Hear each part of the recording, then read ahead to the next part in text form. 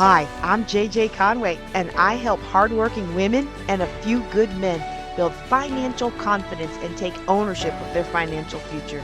I'm cheering you on with education on financial literacy, smart investments, and passive income streams.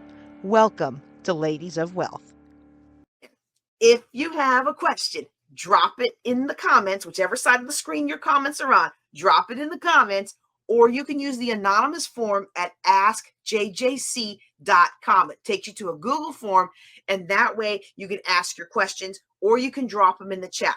Your time is your most precious resource. And so whether you're listening to me live or listening to the recording, I am honored and humbled that you chose to spend your time with me. Some of you will listen to this as part of the Ladies of Wealth podcast after we're done recording live. I encourage you to join us live every Thursday night for another great lesson on wealth building, real estate investing. Right now, we're in the series on Think and Grow Rich, okay? Okay, let's get into the actual lesson tonight. Now, look, before anybody who've not heard of us before, I'm not talking about new agey woo-woo stuff here. You know, when you meet somebody in the grocery store, you say to yourself, I got a good vibe from them. I got a good vibe from them. I got a bad vibe from them. That's the energy that they're walking in. And it's the same for you. Whatever you're feeling, whatever you're going through, that's the energy you're putting out. So please don't hear when I want you to take the energy you're putting out and make it consistent with the dream.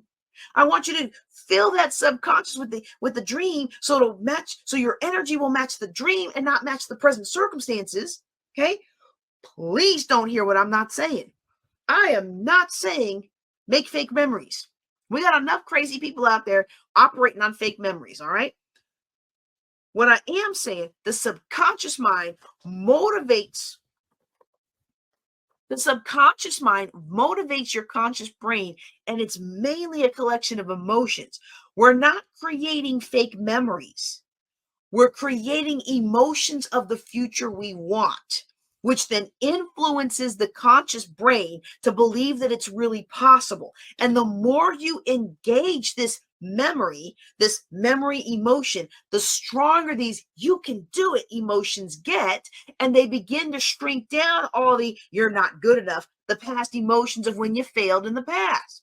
When someone told you weren't good enough, when you got stabbed in the back and you felt foolish, when you made a poor decision and you felt all that shame. These feelings of shame and guilt stop us every time until we learn how to tap into this powerful ability to create new memory emotions that help you overcome. So I'm not talking about fake memories, all right? I don't want you to show up at next Thursday's class talk about how you flew on your private jet to your yacht that you traveled on this weekend, okay? But if that's what you want, if you want the private jet and you want the yacht, then what I want for you is to imagine it down to the tiniest details. Really feel what it's like to fly. What does it feel like to cruise? What are you wearing? What do you smell? Who are you with? Create the future memory emotion. And the more real you make that emotion, the more your whole body starts operating in that energy. It shifts your energy. And when somebody meets you and you're walking in the energy of what you want, that energy will attract people of like energy. You ever meet somebody and you just connect with them right away? Y'all have the same energy. And if you want more out of life, if you want something different out of life, you have to walk in a different energy. And what I'm teaching you today will help you do just that. Okay? You will begin to attract things in your life that are consistent with the results of the energy you are walking with. Okay? Now, we're going to get into this in a much deeper way when we get into the mind and the brain chapter. Let's see. Let me take a look at it. The brain, the mind, and subconscious mind. We're gonna sixth sense. That's what it is. The sixth sense, the brain, and the subconscious mind. Okay. So at the end, we're gonna do those all three as one lesson. All right. And we're going to go into more depth on this, okay? But the idea is you build mental memory muscle using your intellectual faculty of imagination, programming it through autosuggestion, and then doing the 6 steps of desire, reading that card every single day is really programming it into your subconscious mind. We're creating the energy, we're anchoring the energy, we're moving our body into that energy, and we begin to express that energy in our action. And the expectation is that we're going to create that energy in physical form. The entire process of the law of perpetual transmutation of radiant energy is something that we've talked about. These 7 natural laws of the universe, right? It's the way God created the universe. And whether or not you believe in him and whether or not you serve him, if you follow the rules of the universe will work for you. Okay, so if you haven't seen me teach on the 7 laws, the 7 natural laws, look for the bonus Facebook Live I did last year when we taught this class. Okay, so it covers all 7 of them in the deep dive. It should already be in the course. Okay, and if there's enough interest, I'll be happy to do a private session where you can ask your questions about these 7 natural laws, and I can do it. I can teach it again in a private session where you can really dig deep. Okay, so just let me know on that. All right. What we want to understand, again, from the simplest part of this chapter in its simplest form, is that you have the ability to think. You have the ability to think. You have been given free will. You can think negative or you can think positive, but whatever you think, whatever you choose to entertain, by law, that idea is expressed in your subconscious mind. You dwell on the negative, it's going to lodge negative in your subconscious mind, and that's not what all you're going to get out of life. Your subconscious mind accepts any idea placed in it as though it were truth and has no ability to reject the idea. It accepts it as truth and will alter your emotional vibration as though it were true. Let me give you an example. I meant to bring one with me. I actually have one in the fridge and I forgot to bring it. So I'm going to just pretend that this is one. Have you ever watched somebody bite into an apple? When you have somebody who has a lemon and they bite into it, how do you feel? Many of us will go, ugh. Our mouth starts to water. We're not eating the lemon. But we have cells of recognition stored in our mind that remember what a lemon is, how sour it tastes. You know it's tart, you know it's sour, you've experienced that before. You see with your physical senses them doing it, and then you imagine what's going on in their mouth. And as you begin to become emotionally involved with what's going on with them, it begins to be expressed through you. You didn't bite into the lemon, but you're cringing anyway. If I had a chalkboard back here and I scratched my nails down it, even if you couldn't hear it, oh, don't we cringe? Okay, here's another one. Okay, let's see if y'all can hear this. Oh, let me turn that up.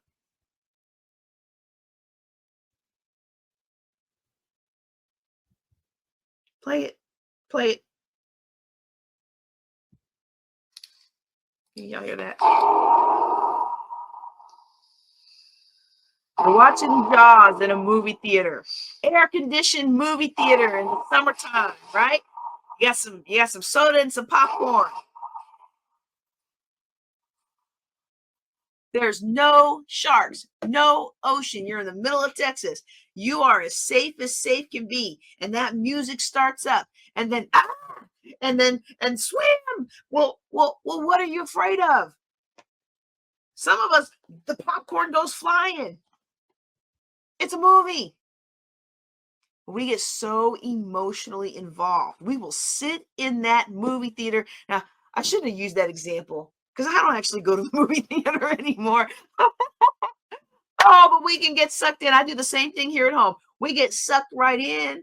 Our mind experiences as if it was real. Okay, another one. It's like living in Florida. You're out in the water. You see a big shadow. First thing you think of is shark. And even though you're not sure it's a shark, your body experiences it as though it was a shark or a giant jellyfish. Certainly not the big manatee that just wants to come up and give you a kiss, right? And I saw a ton of manatees when I was in Florida. Well, I don't think I saw any on the beach. I saw them on the other side, on the brackish water or in the river. But I never saw a shark out in the water or a jellyfish when I lived in Florida. Okay, but as soon as we imagine it, boom! It sets our body into this vibrational frequency of shark. You have been given dominion over all things. And think about that. As God's promise to you, you have been given free will. You've been given the ability to choose positive or negative. You've been given the ability to choose any thought you want. You've been given dominion over every frequency in the universe, every frequency. If you don't like where you're living right now, at whatever frequency you're on, you can change. Look, you'll never, ever be driving down the road and see a field full of cows, and one of the cows kind of like jumps up on the fence and says, hey, we don't have to be cows anymore. We can be giraffes. Let's change. We can grow and be better. No, they can't. And as far as we know, God only created you and me in his image, and that is to be a causative, creative source. So causative, we impact the world around us, and creative, we create new things. God, when we were made in God's image, God is the creator, and you are a creative being, and you co-create with the mind of God, and you have dominion over everything in God's universe, every single frequency, which means you can, at any moment in time, choose a better thought. And there's vibrational consequence to the thoughts that you choose. So choose wisely. And this is why you want to get really specific. What do I want? And once we know exactly what it is we want, why do I want it? Why is it so important to me?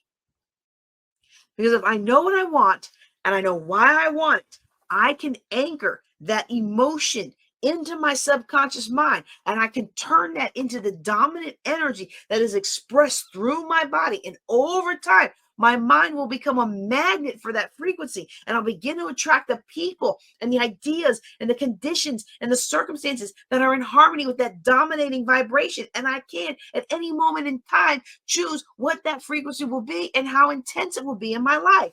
And unfortunately, so many of us don't even know we have that choice. We just take what happens. We start off and we woke up on the wrong side of the bed. My child is over there sleeping. His head is all like this on the arm of the chair. I told him to go in his room. He didn't go in his room. He's going to wake up with a crick in his neck. Hopefully I'll pray for him. Hopefully he won't. But let's say he wakes up with a crick in his neck, and then he'll be like, oh, it's going to be a horrible day. And because he's in the energy of a horrible day, guess what happens? He spills his cereal on himself. And now we're late to school because we got to clean up the floor. Because you can't just leave. Look, you can't just leave that milk sitting on the floor, right? So then we're late to school, and now he can't wear his big new Stephenville thing that he wants to wear. And now the day's gotten even worse. And because he's on that energy, it's just one thing after another. And you say, well, I didn't attract the negativity in my life. I guarantee you, if you are walking around, woe is me, and life is stinks, and I just can't take this anymore, and everybody's against me, your subconscious mind is walking in the energy of life stinks and everybody's against me. And guess what it's going to do? Out of all of the information, out of all the hundreds of thousands of pieces of information that it processes, it's only going to filter up to your conscious mind the things that are aligned with the energy you're choosing to walk in.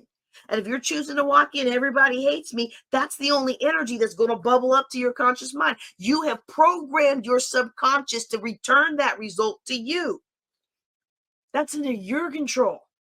And how we control that is through autosuggestion, visualization, reading aloud, journaling, being a part of programs like this, listening to the lessons again and again and again, writing, speaking, writing out your dream, speaking out your dream. Remember, life and death begins in the tongue. In the beginning was the Word, and the Word was made flesh. You're a very powerful creative being, and God designed you and created you to create whatever life it is that you want, preferably in conjunction with his hand, right? To create the abundant life that was threatened by sin, and he sent his son to set you free from, so you could actually enjoy it and have it despite the sins of your fathers and your mothers. To co-create a life in him that breaks you free of generational curses, of poverty, and transforms them into generational legacies of health, power, strength, and wealth. You don't ever have to settle for less.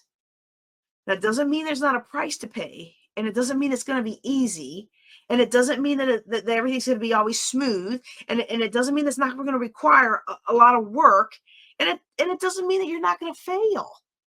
You're actually going to fail pretty miserably all the way to success. In fact, if you were making a big old pot of success stew, you know what you would be the first ingredient to your success stew? The first ingredient you would grab would be a jar of failure, and you would give it a double dose. It's a requirement because failure contains the learn. Failure contains the learn. Failure gives us the tools and resources to take the next step to nowhere. It becomes a directional guide. It becomes our GPS. And how do you know if things are right unless you failed a little bit along the way, right? And so this is really kind of as basic as you can get in autosuggestion.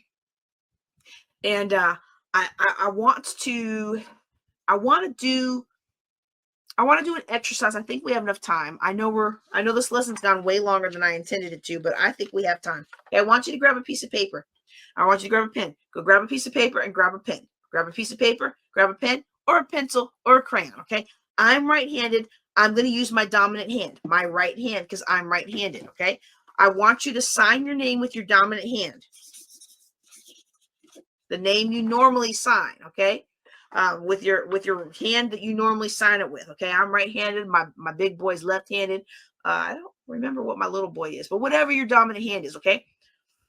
Now, we all have a lot of evidence of writing with our dominant hand, okay? So like if I'm doing a book, I've had to train my hand. If I'm writing a book, I use my J's like that, okay? I used to try and do all kinds of things and I could never figure out something good, but this is my signature. I've got a lot of evidence of writing with my dominant hand. So when I try this, when you try this, you intellectually know what the result is going to be. I'm pretty sure that my signature is going to come out like this a little bit, okay? Now, I actually modified it a little bit because I'm showing you this online. I don't want you to duplicate my signature. So I had to practice at that, right? But now, if you switch the hand into the pen into your other hand, I want you to switch the pen in your other hand and do the same thing. So we're knowing that your non-dominant hand, in my case, it's the left hand.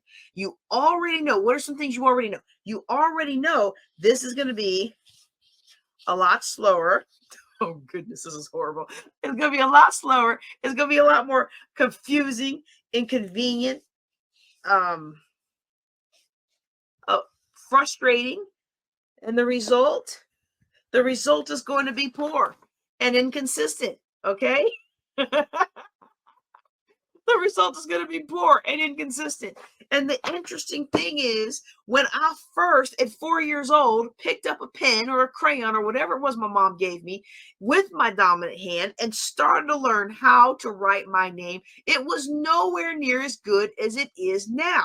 We have gone through a process to learn how to control a pen and how to do it. And over the years, we've taken that time to develop this programmed information, right, into our subconscious. It became a habit. And now we do it without even thinking. You don't even have to look at the paper to sign your name with your dominant hand. You're doing a conscious action that's in harmony with the habit. So in the subconscious, then it's effortless and you can do it very naturally and speedily and fast without thinking. You can do it while you're thinking of something else. Boom, just write your name. But if the conscious action is not in harmony, now I've switched to my non-dominant hand. If that conscious action is not in harmony with that programmed information, then you need to think about every bit of it. And that takes longer. It's tougher. Okay? Another example is I don't wear a watch because I'm allergic to cheap metal, and I've just over the years gotten a habit of not wearing a watch. And now phones have watches, so I don't nearly need one as much as I used to. Although maybe I'll get a smartwatch, But if you wear a watch on your left hand and you take it off and you put it on your right hand, you're going to find something that, probably within a few minutes, you're going to be looking at the hand that doesn't have a watch to see what the time was. And intellectually, you knew you took the watch off. And you know that you put it on the other hand, but it's the subconscious conditioning that takes over when it's a habit. See, it's the subconscious programming that takes over when it's a habit. It's a conscious action, something we're saying, right? Because but we can control our behavior with our conscious mind, right? I'm going to do this deliberately. I'm putting it on the other hand, right? But when we're not doing that, when we're not actively thinking about it, then it's controlled by habit. And it doesn't have to be a conscious action. This is an a habit is controlled by your subconscious. It's created this learning system of watches on this hand. And now habitually, by habit, you're looking at this hand, even though intellectually you know you moved it to this hand. Okay. So this can be a conscious thought, something that we're thinking. It can be a conscious thought, and it can be a belief. It can be something that we believe, right? This is this automatic thinking. We can believe, okay, I believe the Lord spoke to me and said I was going to make $150 million and I was going to change communities. Okay. I can think that thought, but if I don't repeat that thought enough, it never gets to the habit point where I walk in the thought. And this is the process. The process of autosuggestion is, rather than just letting go of this because it doesn't match and letting go of the dream because it's uncomfortable, autosuggestion is continually upgrading this information. We're not replacing all the information in our subconscious. We're just replacing some of the beliefs that are stopping us from moving forward in the direction that we want to go. And that's the process of autosuggestion. That's what you are doing. And honestly, I don't know if it ever all truly goes away. I remember giving my life to the Lord for real. Not just the little sprinkle they did when I was a kid. And I thought I was okay with the man upstairs, right? But when I gave my life to the Lord for real, and the Holy Spirit came in and took away, just took away certain things, took away a whole lot of my self-hatred, and I've never had to fight with that again. The things that the Lord took away from me that day that he saved my soul, I didn't even know to expect that, because that was not my religious understanding back then. But when he saved me, he took certain things away, and I've never had to fight with them again. But there are other things that come up at unexpected moments. Perhaps because the enemy has really learned how to fight us according to our personality, or maybe I need to continue growing closer to the Lord. I'm not sure. I don't know. But what I do know is that I must allow him to have his complete work. And part of how he works is through autosuggestion, reprogramming your mind by reading the scriptures daily, praying the scriptures daily, assembling together as often as it takes. The preacher will tell you to do these things to create new beliefs and establish new patterns. And they may not even know what it is you're actually doing. They just may know that it works. And what we've covered today is kind of the science behind why it works. Okay. When you speak the word of God over your life, when you listen to music that invokes the emotion of salvation and trust in the Lord, when you're caught up in the energy of the testimonies of the people you're listening to, you are literally reprogramming your mind to accept the good and accept the word of the Lord. It is the same with attracting abundance into your life. I'm going to give you another example. If you believe that every Black woman over 40 is going to be obese and have diabetes and have heart problems, or if you believe that only the lucky few have good health into their 90s, then your subconscious is never going to help you with the fight to maintain your health, because it's hopeless. It's already hopeless. And your subconscious will do what it needs to do to sabotage you on trying to do anything else, because it wants to protect you from spending time, energy, and strength on something that's hopeless. And I'm not just saying this because we have a new sponsor, jjclink.com/make. If you feel like your fitness is hopeless, then you can go out to jjclink.com/make, and you can try out these new bioavailable peptides. It's the first product of its kind. And it's created with the research of AI using all natural resources. It's fantastic. But I already had this in my lesson plan before I found out about make wellness. Okay. But we say, oh, I'm gonna wake up early and I'm gonna go to the gym and I'm gonna work out, and then that alarm comes off and your subconscious be like, we've been through this before. She's going to get all excited for 3 weeks. She's going to spend all this money on cute gym gear. And then she's going to go for 3 weeks and she's never going to go again, because she's going to pull a muscle on the elliptical and she's just never going to go back. And so we already know where this is going. We're going to stop this right now. We're going to nip this in the bud. And that's an emotional thing that's taking a toll on our conscious decision that we want to improve our health. Okay. It is so powerful. I hope you get this tonight. Okay. And that's why I really opened up this lesson to everyone. It was supposed to be a private lesson, and I kept feeling so strongly that these concepts are really needed by God's people. And I want God's people to break free of what's been holding you back for years. I was in the ministry for years, bound by a faulty belief system. It's the one time the preacher can legit talk about BS, right? The faulty belief systems. And we're bound by these belief systems because we don't know we can legit overcome them.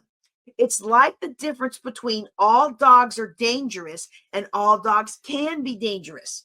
I got bit by a dog after crossing the street, which I wasn't supposed to do at 4 years old, and I believed that all dogs were dangerous. There's an enormous difference between those two statements. One closes you off to all dog experiences. It keeps you safe. Sure, I never got bit again, right? But at what cost? The other phrase, all dogs can be dangerous, makes you cautious and allows you to still live and experience the goodness of some dogs. You're no longer bound by a fear of dogs, you know? So it could be a minor detail, but it can have a major impact on your life. These belief systems. We need to get rid of all that faulty BS belief systems in our head. So now look, you sound like this, you better include the whole passage so people don't think I'm cussing.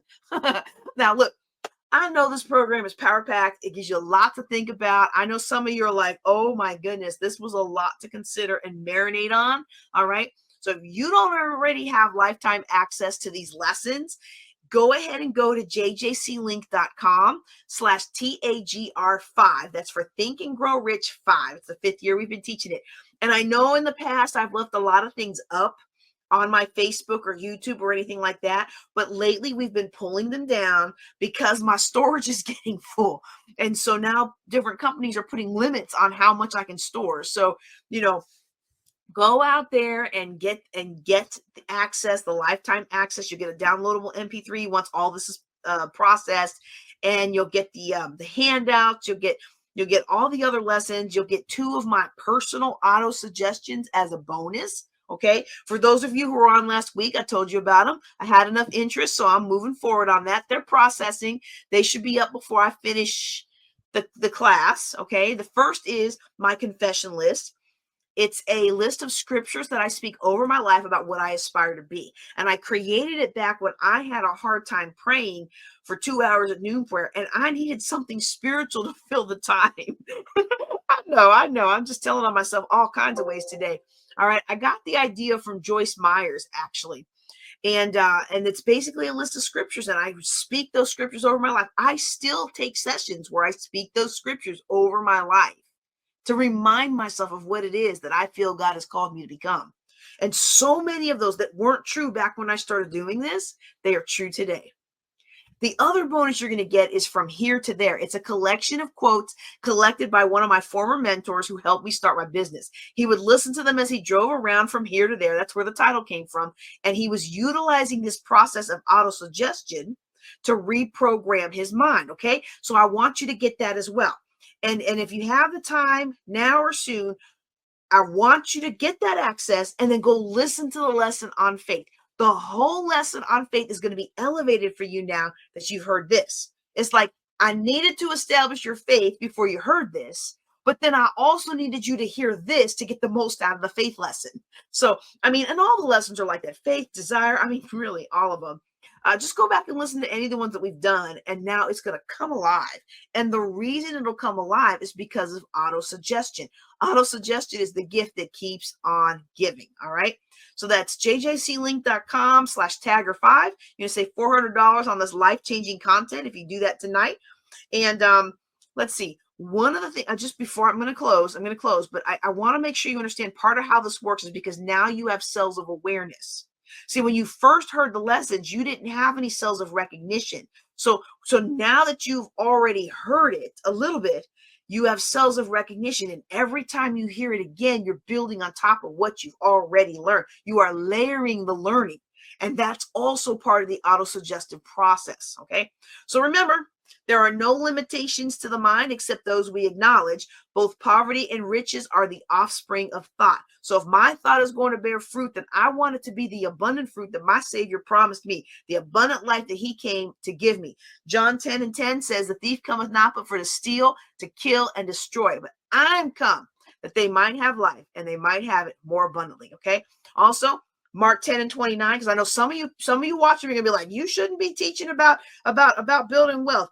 John Mark 10 and 29 and 30 says, Jesus answered and said, verily I say unto you, there is no man that have left house or brethren or sisters or father or mother or wife or children or lands for my sake in the gospels, but he shall receive 100-fold now in this time, houses and brethren and sisters and mothers and children and lands with persecution, and in the world to come, eternal life. My purpose is to equip God's people to walk in abundance here and prepare for eternity there. I am JJ Conway, and I want to thank you for joining me. You can connect with me at JJ Knows the Way.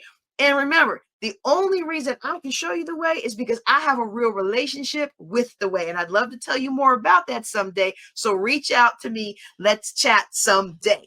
Take care. Be blessed. I'm so happy that y'all were on today. Have a great night and a blessed week. Don't forget to like this episode, subscribe to the channel, and ask your question at ladiesofwealth.com.